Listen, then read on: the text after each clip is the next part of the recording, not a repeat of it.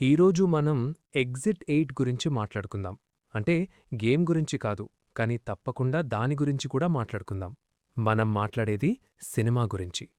ఈ 95 minutes psychological horror movie Cannes film ఫెస్టివల్లో premiere అయింది. అండ్ దానికి స్టాండింగ్ ఓవేషన్ కూడా వచ్చింది. గైస్, ఇది నిజంగా చాలా పెద్ద విషయం. ఎందుకంటే అసలు స్టోరీ లేకుండా జస్ట్ 2 ఎన్‌పి‌సిస్ అండ్ ఒక్క క్యారెక్టర్‌తోనే ఉండే ఒక వీడియో గేమ్ బేస్ చేసుకుని ఈ మూవీ తీశారు. ఆ గేమ్‌ని అయితే లెస్ దాన్ 5 మినిట్స్‌లో స్పీడ్ రన్ చేసేయొచ్చు.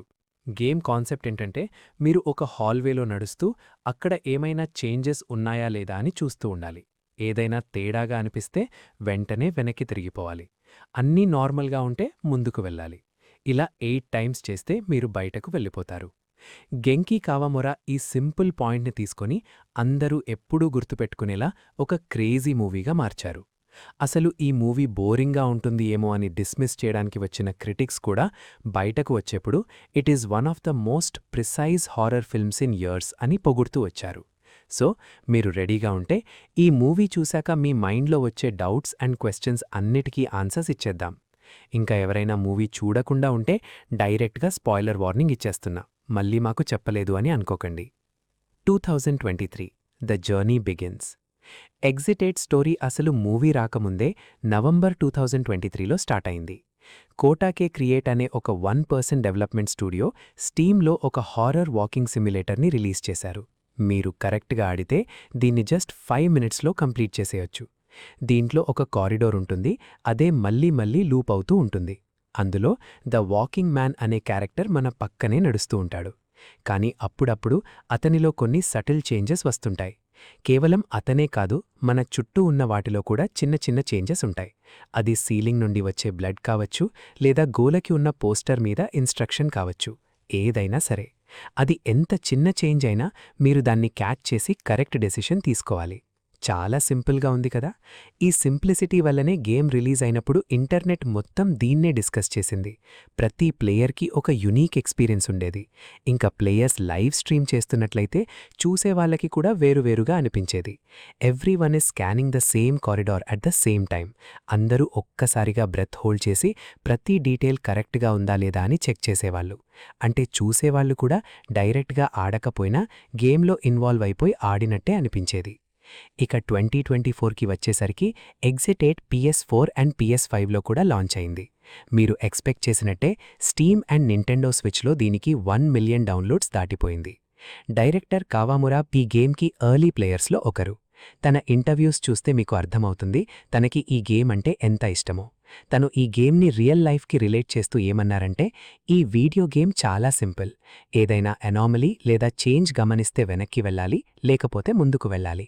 మనకి డైలీ లైఫ్లో కూడా చుట్టూ అన్ని అనామలీసే ఉంటాయి. వాటిని మనం నోటీస్ చేసి ఆగుతామా లేదా అలా వెళ్ళిపోతామా అనేది మన చాయిస్. ఇలా తిన్నగా ఆలోచిస్తూ ఒకవేళ ఈ ప్లేస్ పర్గేటరీ అయితే అనే క్రేజీ థాట్ నుండే మూవీ ఐడియా స్టార్ట్ అయింది. 2025 the movie comes out. Fast forward చేస్తే 2025కి కావామురా ఫిల్మ్ మే 2025లో కాన్స్ ఫిల్మ్ ఫెస్టివల్లో ప్రీమియర్ అయింది. తర్వాత ఆగస్ట్ 29న జపాన్లో రిలీజ్ చేశారు. జపాన్లో ఈ లో budget psychological horror movie box office దగ్గర ఆల్మోస్ట్ 5 బిలియన్ యెన్ కలెక్ట్ చేసింది. అండ్ వరల్డ్ వైడ్గా రిపోర్టింగ్ బట్టి 35 నుండి 40 మిలియన్ డాలర్స్ కలెక్ట్ చేసింది. అసలు ఈ టర్న్ అరౌండ్ చూస్తే మైండ్ పోతుంది. డైరెక్టర్ అండ్ రైటర్ కెంటో హారా ఇద్దరూ కలిసి గేమ్లోని మెయిన్ పాయింట్స్ని మాత్రం అలాగే ఉంచి దానికి ఒక సాలిడ్ స్టోరీ బిల్డ్ చేసి మూవీని ఇంత ఆప్యులెంట్గా రెడీ చేశారు. So let's talk about that story. Film స్టార్టింగ్లో మనకు టోక్యో సబ్వే ట్రైన్ని చూపిస్తారు. ప్రొటాగనిస్ట్ని ఫస్ట్ పర్సన్ పర్స్పెక్టివ్లో ఇంట్రడ్యూస్ చేస్తారు. మన హీరో ఇయర్బడ్స్ పెట్టుకుని తన పని తాను చూసుకుంటూ డోర్ పక్కన నిల్చుని ఉంటాడు. సబ్వే కార్ మొత్తం ప్యాక్డ్గా ఉంటుంది అండ్ అక్కడ ఒక మదర్ తన బేబీతో ఉంటుంది. మనందరికీ తెలిసిందే కదా, బేబీస్ ఎప్పుడూ ఏడుస్తూనే ఉంటారు అండ్ ఆ మామ్ ఎంత ట్రై చేసినా బేబీ సైలెంట్ అవ్వడు. కరెక్ట్గా ఆ మామ్ ముందు నిల్చున్న ఒకడు తనని తిట్టడం స్టార్ట్ చేస్తాడు. దీంతో ఆ బేబీ ఇంకా గట్టిగా ఏడుస్తుంది. మన మెయిన్ డూడ్ మాత్రం ఏమీ పట్టనట్టు ఉంటాడు. అది చూసి కూడా చూడనట్టు ఇయర్బడ్స్ పెట్టుకుని సైడ్ అయిపోతాడు. ఈ ఇనాక్షన్ చాలా ఇంపార్టెంట్. కెమెరా ఆ మూమెంట్ని కొంచెం సేపు అలాగే చూపిస్తుంది అండ్ మనకు కూడా అర్థమవుతుంది ఏదో రాంగ్గా ఉంది అని. తర్వాత హీరో ట్రైన్ దిగి బయటకు రాగానే తన గర్ల్ ఫ్రెండ్ నుండి కాల్ వస్తుంది. అసలు వాళ్ళ రిలేషన్షిప్ ఏంటో మనకు మొత్తం అర్థం కాదు, ఎందుకంటే వాళ్ళు బ్రేకప్ చెప్పుకున్నారు అని తనంటుంది. కానీ తను ప్రెగ్నెంట్ అండ్ హీరోని ఏదో ఒక డెసిషన్ తీసుకోమంటుంది. మన డూడ్ మాత్రం ర్యాటల్ అయిపోయి అవాయిడ్ చేయడానికి ట్రై చేస్తాడు. కరెక్ట్గా అప్పుడే కన్వీనియన్స్ కోసం అన్నట్టు ఆస్తమా అటాక్ వస్తుంది అండ్ నెట్వర్క్ సిగ్నల్ పోయి కాల్ డ్రాప్ అయిపోతుంది. ఆసమ్. తను టర్న్ స్టైల్లోకి స్టెప్ వేసి ఇప్పుడు ఎగ్జిట్ 8 వైపు నడుస్తూ ఉంటాడు. స్క్రీన్ మీద టెస్ట్ అనే వర్డ్ కనిపిస్తుంది. తర్వాత అది ద లాస్ట్ మ్యాన్గా చేంజ్ అవుతుంది. ఫైనల్గా మనం మన మెయిన్ క్యారెక్టర్ని ఫేస్ టు ఫేస్ చూస్తాం. అతని పేరు కూడా మనకు తెలీదు. చూడడానికి మాత్రం నిజంగా లాస్ట్ అయిపోయినట్టు ఒక ఆర్డినరీ మ్యాన్లా ఉంటాడు. ఇక ప్లాట్లోకి వెళ్లే ముందు కావామురా అండ్ ప్రొడక్షన్ టీమ్కి ఒక బిగ్ సల్యూట్ కొట్టాల్సిందే. కావామురా ఈ సెట్ మొత్తాన్ని ఒక వీడియో గేమ్ లెవెల్ని బిల్డ్ చేసినట్టే చేశారు. ఇంటర్వ్యూలో చెప్పిన దాన్ని బట్టు వాళ్ళు 2 ఐడెంటికల్ కారిడార్స్ని బ్యాక్ టు బ్యాక్ కన్స్ట్రక్ట్ చేశారు.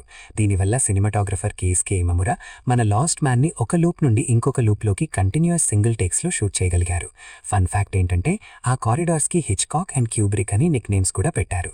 బేసికలీ దీంట్లో ఒక 16 డిఫరెంట్ సీన్స్ ఉంటాయి. షూటింగ్ టైంలో క్రూకి కూడా చాలా డౌట్స్ ఉండే, అసలు ఈ మూవీ వర్కౌట్ అవుతుందా లేదా అని. కావామురా కూడా ద వాక్ ఇంటర్వ్యూలో చెప్పారు సినిమా ఇంత పెద్ద హిట్ అవుతుంది అని తను కూడా ఊహించలేదు అని. కానీ తను మాత్రం ఆడియన్స్కి ఒక twitch stream, divine comedy and generative AI లాంటి ఒక అన్కానీ వ్యాలీ ఫీలింగ్ ఇవ్వాలని ఫిక్స్ అయ్యారు.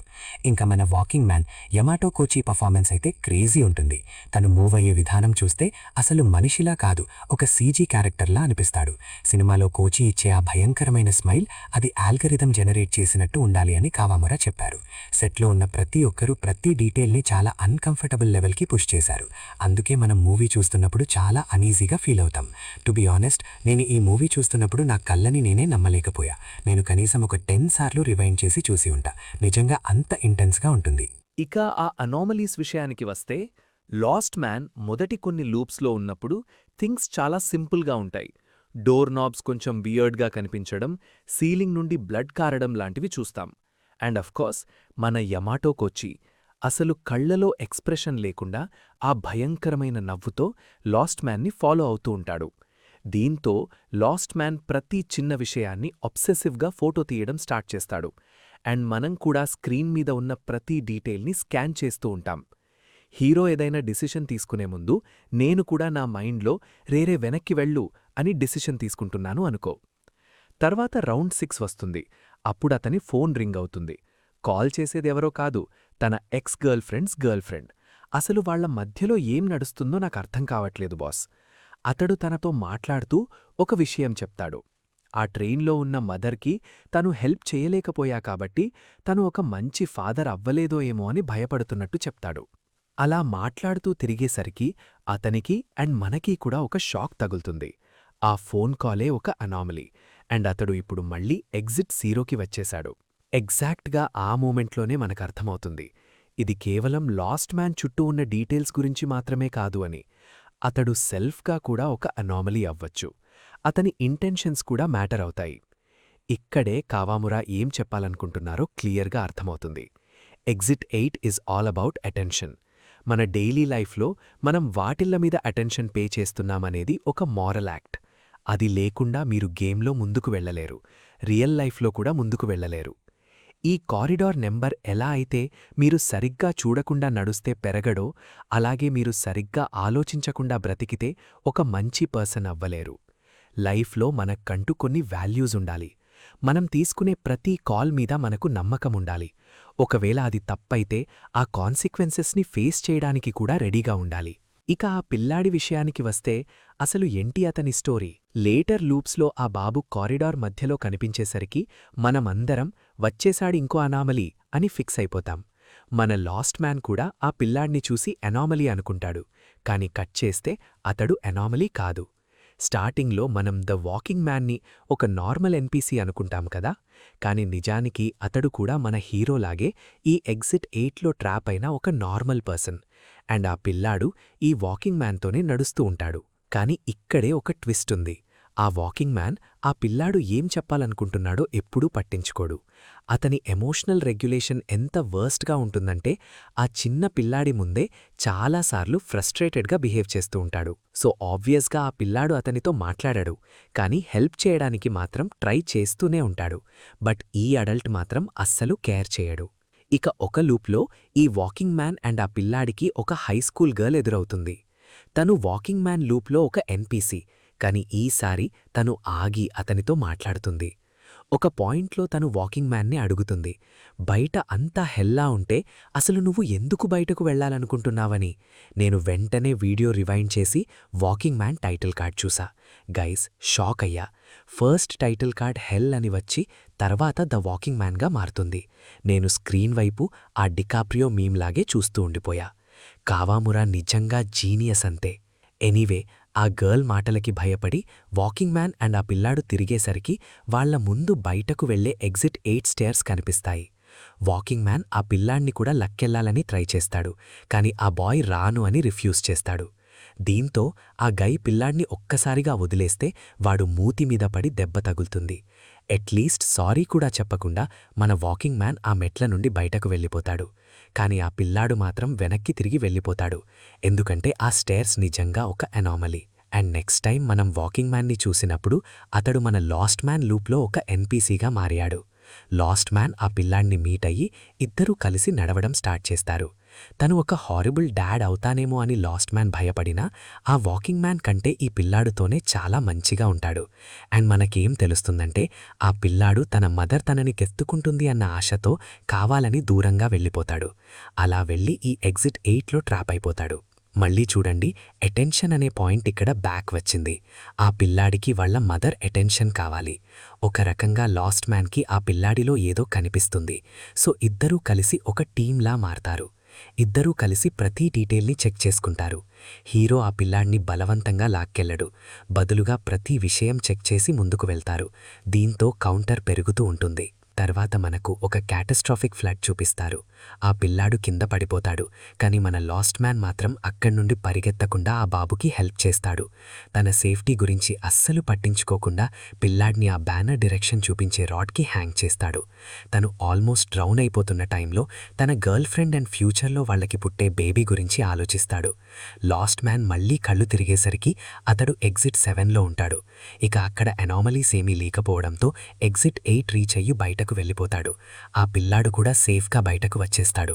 అసలు ఈ ఎండింగ్కి మీనింగ్ ఏంటి? లాస్ట్ మ్యాన్ మళ్లీ రియల్ వరల్డ్లోకి వస్తాడు. ఒక వాటర్ బాటిల్ కొని మొత్తం తాగేస్తాడు. వెంటనే తన గర్ల్ ఫ్రెండ్కి కాల్ చేసి తను వస్తున్నాను అని చెప్తాడు. అతని వాయిస్లో ఒక క్లారిటీ అండ్ కన్విక్షన్ మనకు వినిపిస్తుంది.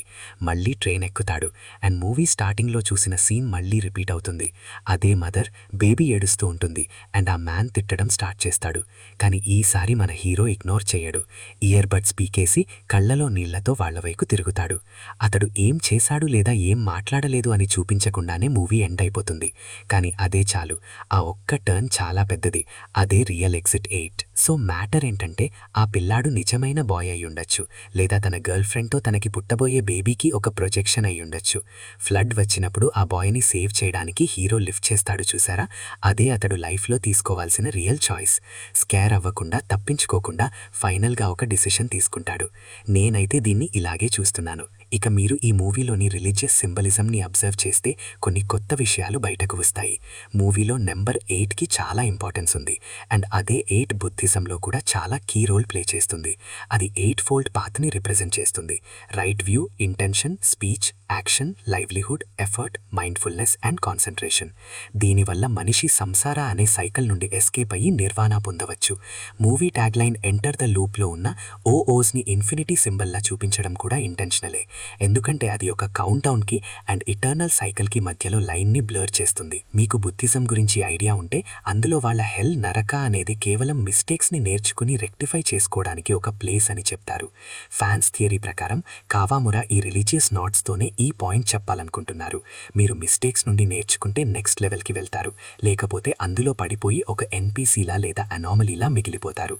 ఇంకా అలా కారిడార్లో మళ్లీ తిరుగుతూ హెల్లో స్టక్ అయిపోవాలి. డైరెక్టర్ కావామురా థియరీని కన్ఫర్మ్ చేయకపోయినా నేను మాత్రం అది పక్కా ఒక ఇన్స్పిరేషన్ అయి ఉంటుంది అని అనుకుంటున్నాను. పర్సనల్గా నేనైతే ఆ కారిడార్ ఒక ఎంటిటీ అని నమ్ముతాను. ఎందుకంటే అది వాకింగ్ మ్యాన్ని అబ్జార్బ్ చేసుకుని హై స్కూల్ గర్ల్ ప్లేస్లో అతన్ని రీప్లేస్ చేసినట్టు అనిపిస్తుంది. అండ్ నాకు తెలిసి ఆ హై స్కూల్ గర్ల్ కూడా తన ముందున్న ఎవరో ఒకరిని రీప్లేస్ చేసి వచ్చుంటుంది. సో అక్కడ కూడా ఒక ఇటర్నల్ సైకిల్ నడుస్తూనే ఉంది. సినిమా మొత్తం మనకి ఏదో ఒక ప్రెజెన్స్ ఉన్నట్టే అనిపిస్తుంది. కానీ నిజం చెప్పాలంటే అందులో మాన్స్టర్ ఏమీ ఉండదు. ఒకవేళ ఆ వాకింగ్ మ్యాన్ మనల్ని ఫాలో అవుతూ నవ్వడం మీరు మాన్స్టర్ అనుకుంటే తప్ప. ఎగ్జిట్ 8ని అంత స్కారీగా మార్చింది ఏంటంటే ఏదైనా ఇంపార్టెంట్ డీటెయిల్ మిస్ చేస్తామేమో అని ఆ పారానాయా. ఆ ఫీలింగ్ మనల్ని వెంటాడుతూనే ఉంటుంది. అండ్ గేమ్లో ఉన్న ఆ ఎగ్జాక్ట్ వైబ్ని మూవీలో చాలా ఎఫర్ట్లెస్గా క్యాప్చర్ చేశారు. లాస్ట్కి అసలు మనం ఆ కారిడార్లో ఎందుకు స్టక్ అయ్యామనే ప్రశ్నకి కూడా ఫిల్మ్ ఒక ఆన్సర్ ఇస్తుంది. సో ఇది గైస్ మ్యాటర్. మీకు ఈ మూవీలో ఏ పార్ట్ బాగా నచ్చిందో కింద కామెంట్స్లో మాకు చెప్పండి. పర్సనల్గా నాకు అయితే ఆ వాకింగ్ మ్యాన్ లాస్ట్ మ్యాన్ని నవ్వుతూ ఫాలో అయ్యే రివీల్ చాలా ఇష్టం. అది చాలా ఈరీగా ఉంటుంది. అగైన్ యమాటో కొచ్చి పర్ఫార్మెన్స్కి ఒక దండం వేయాల్సిందే. దీనితో పాటు మీకు ఎగ్జిట్ 8 గేమ్ అండ్ దానికి వచ్చిన సీక్వెల్ మీద వీడియో కావాలంటే మాకు చెప్పండి.